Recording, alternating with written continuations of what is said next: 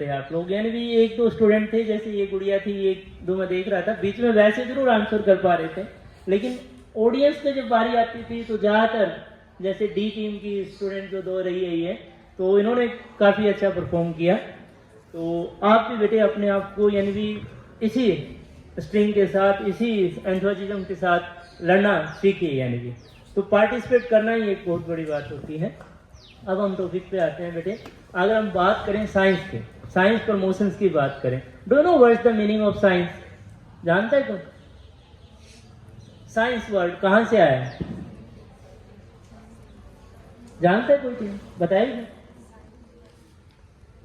हाँ जी, science word जो बेटे अपने आप में यानी सेंड किया वर्ड, लैटिन वर्ड है ये। इसका मीनिंग होता है टू नो, नॉलेज, जानना किसी भी चीज के बारे में। अगर हम नॉलेज जानना है ना, साइंस हम यूं कह सकते हैं कि भी साइंस सिर्फ ये नहीं है कि just gathering the we can say that कि भी फैक्ट्स, हम फैक्ट्स को हम याद कर लें, मेमोराइज कर लें, सिर्फ इतना सही साइंस नहीं है। साइंस का मतलब है कि भी एक्सपेरिमेंटली या सिस्टमेटिकली, यानी कि हम ऑब्जर्वेशंस करें किसी चीज को और एक नतीजे तक पहुंचे, तो वो साइंस है, नॉलेज लेना किसी भी चीज की। और सेकंड थिंग, अगर हम बात करें नॉलेज की, तो नॉलेज हर एक जगह है। साइंस हमारी जन्म से लेकर मृत्यु तक स्टार्ट हो जाती है बेटे। मैं ये नहीं कहूंगा कि कोई दूसरा सब्जेक्ट यानी कि वैल्यू नहीं होती, सब्जेक्ट सब, हर एक सब्जेक्ट अपने आप में वैल्यूएबल है। बट अगर मैं साइंस की बात करूं, आपके जन्म से लेके और मृत्यु तक साइंस साथ चलती है अपने। जैसे फॉर एग्जाम्पल हम बात करते हैं, जैसे अगर हम बात करें कि भी जन्म हमारा हुआ, मोस्टली आजकल तो अगर हम बात करें कि भी जन्म भी हॉस्पिटल में ही होता है, ज़्यादातर डेथ भी बंदे की हॉस्पिटलाइज जाके जाता है। यानी मेरा कहने का मतलब ये है कि मेडिसिन कहाँ से कौन दे रहा है आपको? साइंस ही दे रही है, केमिस्ट्री दे रही है आपको मेडिसिन। बायोलॉजिकली जो आपका सिस्टम है, अगर हम जैसे फॉर एग्जाम्पल मैं ये कहूँ बेटे कि भी हम सांस ले रहे हैं, कितना ईजी सा वर्ड है कि भी एक हमने सांस ले लिया, बस ऑक्सीजन ली और कार्बन डाइऑक्साइड हम क्या करते हैं? एक्सहेल कर देते हैं। इनहेल क्या करते हैं? ऑक्सीजन करते हैं। एक सोचने वाली बात है ये कि हमारे इस जो बायोलॉजिकल सिस्टम बनाया गया, बॉडी, ह्यूमन बॉडी जो बनाई गई है, कितना जबरदस्त इंस्ट्रूमेंटेशन की गई है इसकी, अगर हम कहें तो। जैसे फॉर एग्जांपल हम बात कर रहे हैं कि ये एयर है, इस एयर के अंदर नाइट्रोजन कितने परसेंट होती है? यस, 78%। 78% नाइट्रोजन है। ऑक्सीजन कितने परसेंट है? 21%। बट अगर हम देखें बेटे, हम ले क्या रहे हैं? ऑक्सीजन ले रहे हैं। कौन से ऐसे यानी कि साइंटिस्ट बिठा रखे हैं हमारी नोज या हमारे थ्रोट या हमारे लंग्स के अंदर, जो सिर्फ और सिर्फ हम क्या ले रहे हैं? ऑक्सीजन ले रहे हैं इसमें से। तो ऐसा नहीं है कि ऑक्सीजन ही इनहेल करते हैं, हम पकड़ के ऑक्सीजन के मॉलिक्यूल्स को ले जाते हैं, कार्बन डाइऑक्साइड बाहर ले तो एयर ही रहे हम, ठीक है ना। लेकिन लंग्स के अंदर जो ऑक्सीजन है वो किसके साथ जाके मिलता है? हीमोग्लोबिन, ऑक्सी हीमोग्लोबिन बनाता है। बाकी एयर को हम बाहर छोड़ देते हैं कार्बन डाइऑक्साइड के साथ, जब बाकी प्रोसेस होती है। तो कितना जबरदस्त सिस्टम बनाया गया है। मेरा कहने का मतलब यहीं से साइंस हमारी स्टार्ट हो जाती है। जस्ट लाइक दैट, अगर हम फूड ले रहे हैं, कार्बोहाइड्रेट ले रहे हैं, प्रोटीन्स ले रहे हैं, विटामिन ले रहे हैं, अलग अलग डाइजेशन है उनकी। अगर हम बात करें कार्बोहाइड्रेट्स की, अलग तरीके से डाइजेस्ट होता है, किस तरीके से ग्लूकोज में टूटता है। फिर हम सेलुलोज क्यों नहीं डाइजेस्ट कर पाते? क्योंकि रूमिनेट्स नहीं है हम, यानी कि हमारी बॉडी के अंदर ऐसा कोई एंजाइम नहीं है जो बीटा लिंकेज को तोड़ दे। जानते हो ना सेलुलोज?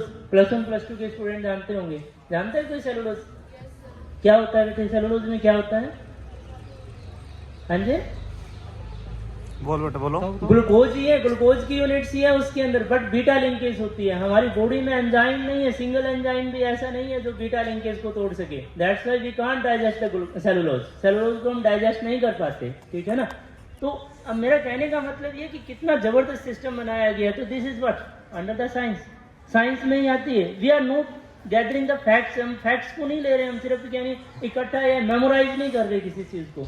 अगर हम बात करें हर एक जगह साइंस, अब जैसे ये एयर चल रही है बेटे, इसके अंदर भी हम साइंस लगाते हैं। जस्ट लाइक दैट, अब जैसे ठंड है, ठंड के अंदर अगर हम हवा छोड़ रहे हैं, ये जो आपके पास वेपर कंडेंस हो रहे हैं, भापन की जो हम कहते हैं कि भी हाँ जी भाप निकलती हुई दिखाई देती है आपको अपने बॉडी से, अपने मुंह से, यानी कि सांस के साथ। जस्ट लाइक दैट, अगर हम बात करें साइंस को थोड़ा सा और अगर हम चलें, गर्मियों, अब जैसे गर्मी आएगी, गर्मी के अंदर अगर हम बात करें, जैसे मटका होता है उसका पानी ठंडा होता है ना बेटे, क्यों होता है? कोई बता सकता है +1 +2 का? हाँ जी, हाँ, घड़े में छेद होते हैं बेटे, उसका क्या रोल है?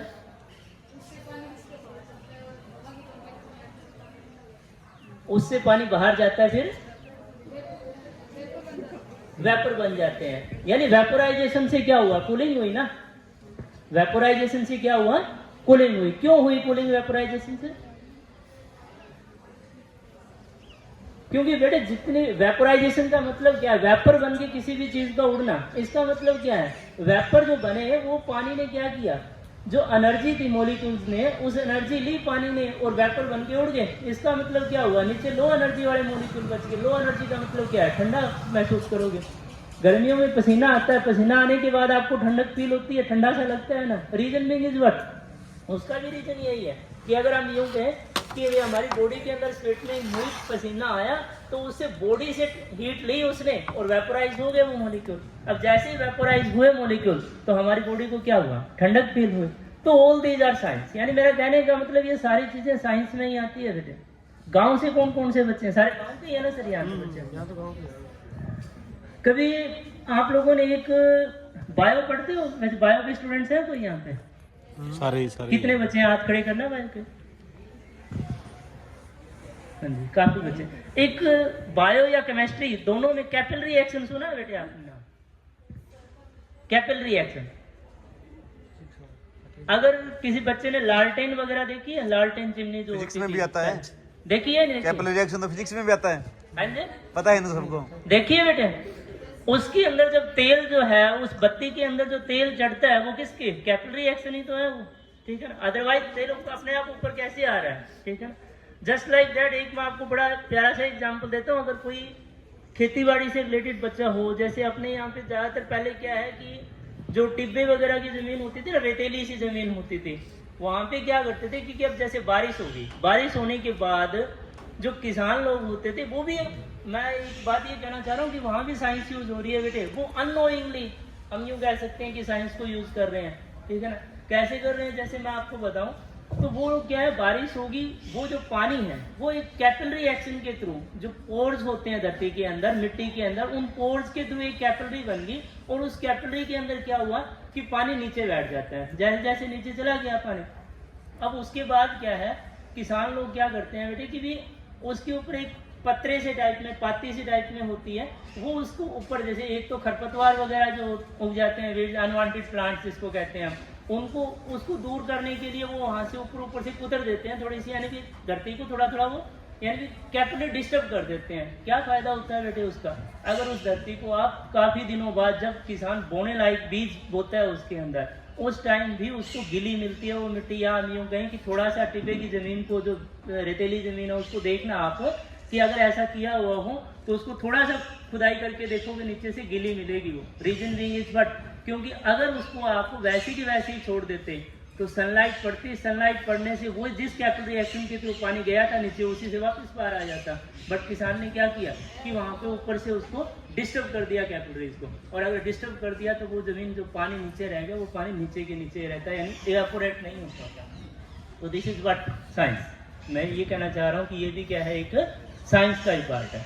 बट मैं आपको बोल दूँ कि भी आप साइंस के अंदर अगर हम बात करें अपॉर्चुनिटीज की, या हम यूं कहें कि भी सक्सेस की, ठीक है ना। कई बच्चे पता है क्या कहते हैं कि साइंस में पढ़ना बहुत पड़ता है। डेफिनेटली पढ़ना बहुत पड़ता है, ठीक है ना। मैं ये नहीं कहूँगा कि नहीं पड़ता, पढ़ना पड़ता है बेटे। बट दूसरी बात ये भी है कि भी एक, अगर आपके पास साइंस की अगर हम बात करें तो एक जैसे मिस्टेक्स हुई, 2 हुई, 3 हुई, एक्सपेरिमेंट ऐसे रिजल्ट नहीं आ जाते। यानी कि रिसर्च की अगर हम बात करें तो ऐसी इतना जल्दी नहीं है कि भी जैसे अगर हम बात करें कि भी हाँ जी अननोइंगली कोई भी रिसर्च हो जाना। सक्सेस के लिए अगर आप सक्सीड होना चाहते हो किसी भी चीज को, तो मेरा कहने का मतलब ये कंसिस्टेंटली आपको वर्क करना पड़ेगा किसी चीज पे। अगर हम सक्सेस किसी चीज से मिल जाती है, मान लो कि ओकेजनली आप करते हो। कई बार बच्चे पता है क्या कहते हैं, आजकल मोस्टली ट्रेंड है कि बच्चे ये सोचते हैं कि भी हाँ जी हम थोड़ा सा पढ़ेंगे, या हम यूँ कहें कि भी जैसे कई स्टूडेंट्स की है ना, आपस में आपकी क्लास में भी मिलेंगे ऐसे बच्चे जरूर, जो ये सोचते हैं कि यार मैं तो 10 दिन लास्ट के या 20 दिन एग्जाम से जस्ट पहले, यानी कि 15 दिन पढ़ा था या पढ़ी थी, ठीक है ना, और मेरे 70% मार्क्स आ गए, और ये फलानी लड़की या ये दूसरी या वो लड़का, ठीक है ना, इतना किताबें गिराया कि रात दिन पढ़ता रहा, सारा सेल पढ़ा, और नंबर आए 80%, सिर्फ 10% ही तो नंबर एक्स्ट्रा, ठीक है ना। लेकिन मैं आपको बता दूं कि वहाँ पे जो नॉलेज है ना, अगर हम उसको कहें सक्सेस जो है, वो उसी बच्चे को मिलेगी जो कंसिस्टेंटली वर्क कर रहा है वहाँ पे। यानी जो सारा साल पढ़ा है, नो डाउट आप एक बार में करके, या हम यूँ कहें कि जैसे 10-15 दिन लास्ट के पढ़े और उसके अंदर आपको सक्सीड हो जाते हो, आप उस टाइम 70% नंबर भी ले जाते हो। नंबर मैटर नहीं करते बेटे साइंस के अंदर। You must have a knowledge, और नॉलेज तब आएगी जब आप लोग कंसिस्टेंटली वर्क करोगे, कंसिस्टेंस दिखाओगे किसी भी चीज़ के द्वारा। मिस्टेक्स होएगी आप लोगों से, ऐसा नहीं है कि मिस्टेक्स नहीं होएगी। तो mistakes proves that you are trying to do something. Mistake उन्हीं बच्चों से होती है जिनसे अगर हम कहें कि वो ट्राई कर रहे हैं कुछ ना कुछ, जो ट्राई नहीं कर रहे उनसे मिस्टेक नहीं होगी, डेट श्योर उनसे कोई मिस्टेक्स नहीं होगी। और इतना अच्छा स्टाफ है आप लोगों का, जैसे मैंने देखा आपके केमिस्ट्री के लेक्चरर हैं, फिजिक्स के हैं, बायो के, मैथ के, यानी इतना अच्छा स्टाफ मिला हुआ है आप लोगों को, तो यू कैन डू बेटर। बहुत अच्छा सिस्टम है। और अब तो जैसे सर बता रहे थे कि PM3 स्कूल बना है आपका, तो आपको एक्स्ट्रा ग्रांट्स भी मिलेगी, एक्स्ट्रा फैसिलिटीज भी मिलेगी, तो उसको अवेल करिए बेटे, बहुत अच्छी अपॉर्चुनिटीज है आप लोगों के पास। और रही बात अगर साइंस की, तो +2 के बाद अगर कोई साइंस +1 +2 में साइंस लेता है, उसके बाद साइंस को परस्यू करता है, मैं आपको बता दूं so many opportunities are there. You may do the bachelor degrees, you may do the expertise in the data sciences, ठीक है ना। डाटा साइंसेज का बहुत अच्छा स्कोप है आजकल। इसके अलावा AI जो आ रही है, आर्टिफिशियल इंटेलिजेंस जो आ रही है, ठीक है ना, इसके अंदर बच्चे पहुंच जा रहे हैं। डिजाइन प्रोडक्ट्स जो है उसके अंदर, मैं ये नहीं कह रहा रेगुलर कोर्स ही करिए आप, यानी भी रेगुलर का मतलब, मेरा कहने का मतलब है BA BSc BCom हम करते हैं, इसके अलावा भी बहुत ज़्यादा चांसेस हैं, बहुत ज़्यादा अपॉर्चुनिटीज़ हैं आप लोगों के पास। अगर हम बात करें कि भी जैसे डाटा साइंसेज की बहुत अपॉर्चुनिटीज़ है, बहुत यानी भी ग्रेसिव फील्ड है आज का। इसके अलावा ड्रग डिजाइनिंग है, डिजाइन प्रोडक्ट डिजाइनिंग है, ठीक है ना, आर्किटेक्चर्स है, आफ्टर साइंस, यानी you can do all this things.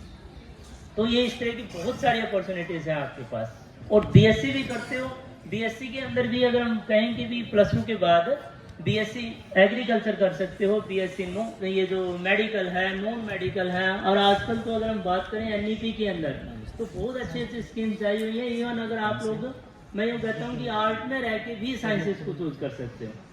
NEP के अंदर आगे अब जैसे अब हमारे हरियाणा के कॉलेजेस के अंदर अब की बार सिर्फ फर्स्ट ईयर ही है जिसमें NEP स्टार्ट की गई है। उसमें क्या किया गया है कि अगर कोई आर्ट का स्टूडेंट भी है या कॉमर्स का स्टूडेंट है, they have to choose one subject as a science, ठीक है ना। आर्ट वालों को साइंस या कॉमर्स का एक सब्जेक्ट चूज करना पड़ेगा, कॉमर्स वालों को साइंस या आर्ट्स का एक करना पड़ेगा सब्जेक्ट। इसी तरीके से साइंस वाले बच्चों को कोई ना कोई आर्ट या कॉमर्स का एक सब्जेक्ट पढ़ना पड़ेगा, तो यानी एक सेमेस्टर के लिए कम से कम।